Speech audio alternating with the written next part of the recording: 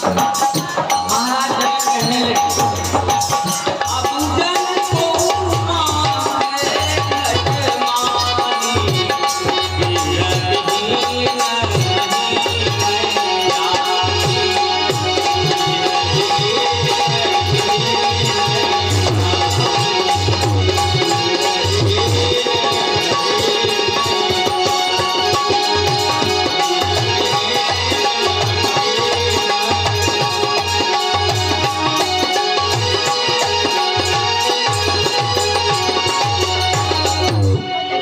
जनक ने जैसे इतना कहा है, सारी पृथ्वी मेरे को मालूम हो रहा है वीरों से खाली है। भैया बंदों भंडारा चल रहा है, प्रसाद जरूर पाले। राजा जनक कहने लगे अगर मैं ऐसा जानता इस दुनिया में कोई वीर नहीं है तो मैं प्रण नहीं करता। जैसे इतना सुना लक्ष्मण एकदम पड़ाक के खड़े हो गए। जिस समाज में रघुवंशी कोई वीर क्षत्रिय अगर बैठा हो उस वहां पर ऐसी बात नहीं कही, ऐसा शब्द नहीं बोला जाता है। जनक राम जी कहने लगे लक्ष्मण होश में हो, तरीका कम से कम सीखो। ना श्रीमान, ना आप, ना महानुभाव, ना सर्व, कुछ नहीं। अब बेचारा लखन लेकिन थोड़ा तो ठिठुके, लेकिन कहने लगे भैया मैं क्या करूं, मैं रघुवंश का अपमान कतई नहीं सुनने वाला हूं। मैं रघुवंश का कोई अनादर जहां हो रहा मैं नहीं सुनने वाला हूं। जनक जी से कहने लगे ऐसा शब्द नहीं बोला जाता जहां पर रघुवंशी क्षत्रिय वीर कोई मौजूद हो। लक्ष्मण कहने लगे बड़े भाई से भैया अगर मैं तुम्हारी आज्ञा पाऊं, ये धनुष क्या चीज है, इस धनुष को कमल की डंडी की तरह चढ़ा करके 100 योजन 400 कोस लेकर के भाग जाऊं।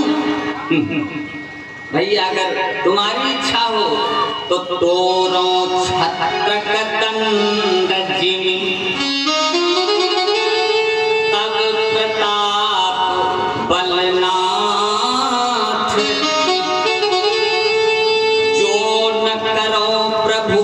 शपथ करण धरो धनु भाग।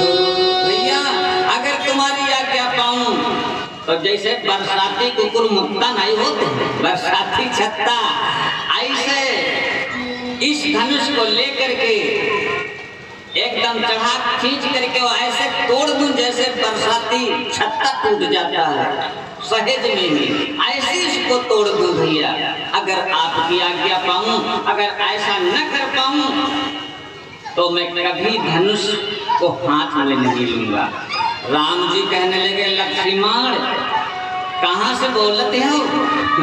लक्ष्मण अब भगवान राम घबराने, भगवान राम सोचने लगे अगर कहीं लक्ष्मण ने धनुष तोड़ डाला तो हम तक कुमारे रह गए। लक्ष्मण से बोले लक्ष्मण बैठाओ, कहाँ से बोला जल्दी बैठाओ। राम ने ऐसा लक्ष्मण कहूँ धनुष तोड़ दे, ऐसा धनुष कहीं लक्ष्मण तोड़ डालो, बैठ जाओ लक्ष्मण। जैसे भगवान बोले लक्ष्मण भैया तुरंत बैठ गए, इशारा दिया है बैठो लक्ष्मण बैठो, हम जाने थे तुम तोड़ करिए लेकिन बैठो। इशारा दिया है। बाबा जी लिखते हैं शयन ही रघुपति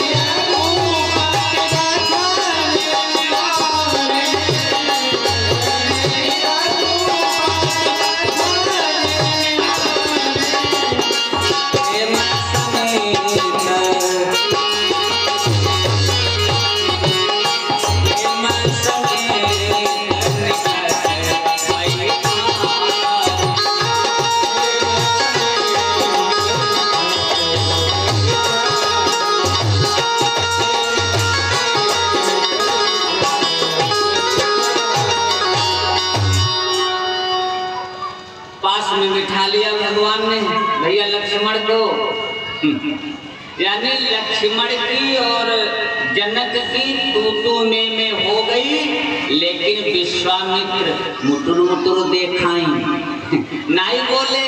तू में हो गई जनक जी की और लक्ष्मण की, विश्वामित्र महाराज कुछ नहीं बोले। क्यों? क्योंकि विश्वामित्र साइड छांट रहे हैं। विश्वामित्र धनुष तोड़ने की साइड मिलान कर रहे हैं, साइड छांट रहे हैं। और जहां साइड छांटे मिली, जहां साइड छांट करके तैयार की विश्वामित्र ने, फौरन भगवान राम से बोले, उठो राम, उठो राम, अंजहु भव चापा।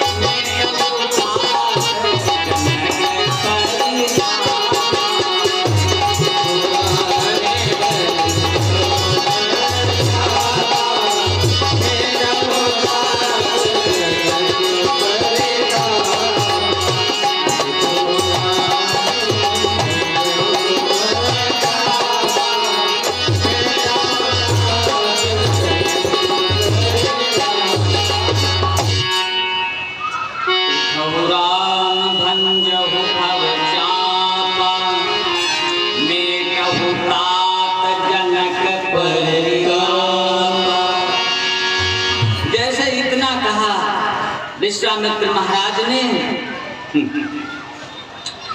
आज भगवान राम खड़े हो गए, और जैसे खड़े हुए आज सीता मैया भगवती सीता मन ही मन गणेश गौरी सब मनाना शुरू कर दिया। गणनायक वरदायक देवा लगी की तू सेवा। जो भी आज तक हमने सेवा की है, सबका फल हमें यही मिले, ये धनुष हल्का हो जाए, ये धनुष हल्का हो जाए। भगवान राम ने सीता जी को देखा, सीता जी बड़ी व्याकुल हैं।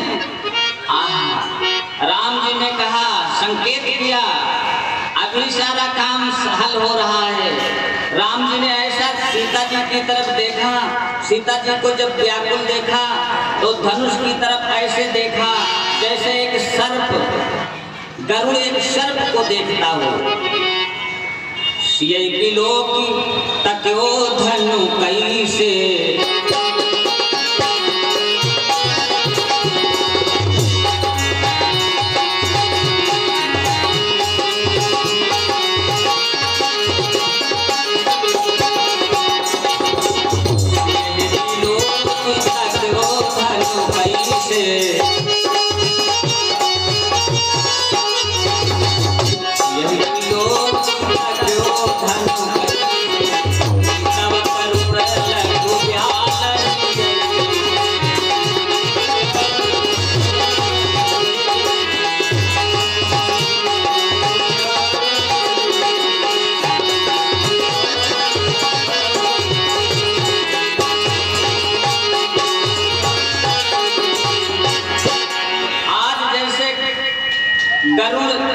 को देखता है, उसी प्रकार से भगवान ने पहले सीता की ओर देखा।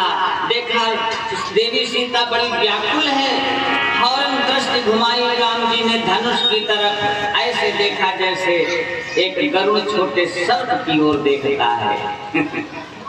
और फौरन गुरु को प्रणाम किया।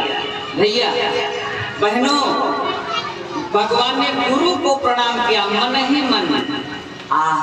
क्यों? क्योंकि गुरु के बिना कोई कार्य संभव नहीं है। गुरु का मतलब है बड़ा, गुरु का मतलब है बड़ा।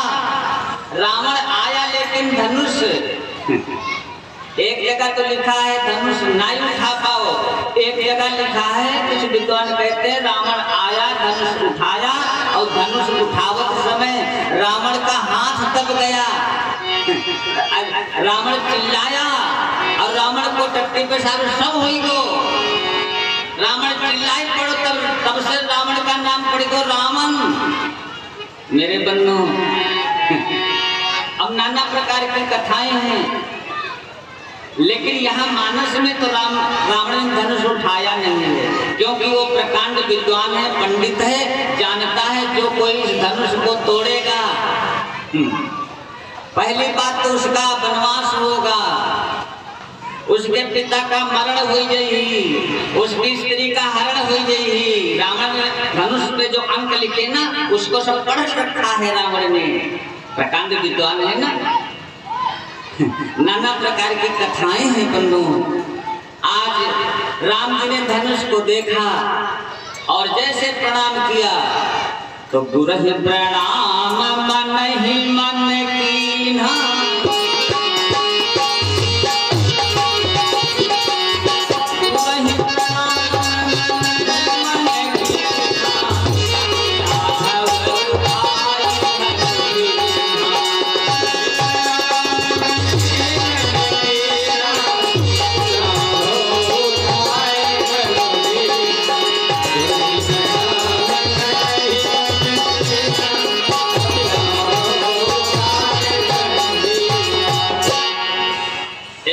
इतनी फुर्ती से धनुष को उठाया बंधु।